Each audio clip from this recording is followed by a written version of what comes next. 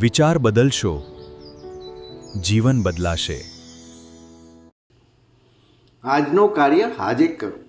નમસ્કાર મિત્રો, આપનું સ્વાગત છે વિચાર યાત્રામાં. આપણે ઘણીવાર કહીએ છીએ આ કામ કાલે કરીશ, પરંતુ જરા વિચાર કરો એ કાલ ખરેખર ક્યારે આવે છે?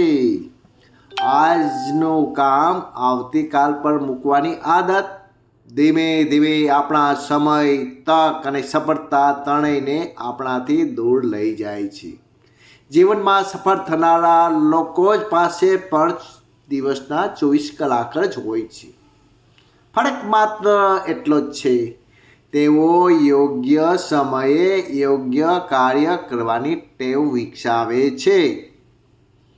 ઘણીવાર આપણે વિચારીએ છીએ હજુ થોડો સમય મળે પછી શરૂ કરીએ, સંપૂર્ણ તૈયારી થઈ જાય પછી કરીશ, યોગ્ય પરિસ્થિતિ આવશે પછી શરૂઆત કરીશ. પરંતુ સંપૂર્ણ સમયની રાહ જોતા રહીશું તો ઘણીવાર શરૂઆત જ નહીં થાય. તેથી યાદ રાખજો, સંપૂર્ણ સમયની રાહ ન જુઓ, જે સમય મળ્યો છે તેને શ્રેષ્ઠ બનાવો. કોઈ જરૂરી ફોન કરવાનો છે, આજે કરો. કોઈ અધૂરું કાર્ય પૂર્ણ કરવાનું છે, આજથી શરૂઆત કરો. કોઈ સારી આદત અપનાવવી છે, આજથી શરૂ કરો. કોઈનો આભાર માનવો છે, કોઈની માફી માગવાની છે, તો તેમાં પણ મોડું ન કરો. કારણ કે સમય આપણને વારંવાર તક આપશે તેની કોઈ ખાતરી નથી. મોટું કાર્ય હોય તો તેને નાના ભાગોમાં વહેંચો. આખું કાર્ય આજે પૂર્ણ ન થઈ શકે તો પણ પ્રથમ પગલું આજે જ ભરો. કારણ કે આજનો એક નાનો પ્રયત્ન આવતીકાલનો મોટો ભાર ઓછો કરી શકે છે.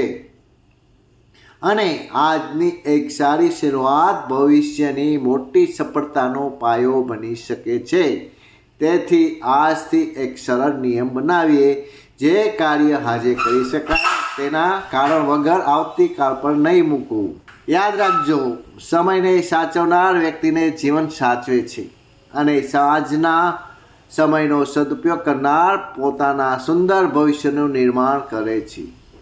આજનો સંકલ્પ કરીએ, હું બહાના નહીં શોધું, યોગ્ય સમયની રાહ નહીં જોઉં, જે જરૂરી છે તેની શરૂઆત આજે જ કરીશ.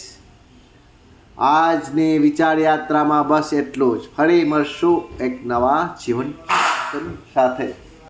કારણ કે આજના સદુપયોગ જ ઉજ્જવળ આવતીકાલનો આધાર છે. જો આ વિચાર તમને ઉપયોગી લાગ્યો હોય તો પરિવાર, મિત્રો સાથે શેર કરો અને આવા પ્રેરણાદાયક જીવન ચિંતન માટે ઋષિ ચિંતન ગુજરાતી સાથે જોડાયેલા રહો. ધન્યવાદ, ધન્યવાદ, ધન્યવાદ. मनुज देवता बने यह धरती स्वर्ग समान, यही संकल्प हमारा, यही संकल्प हमारा. विचार क्रांति अभियान इसी को कहते युग निर्माण, यही संकल्प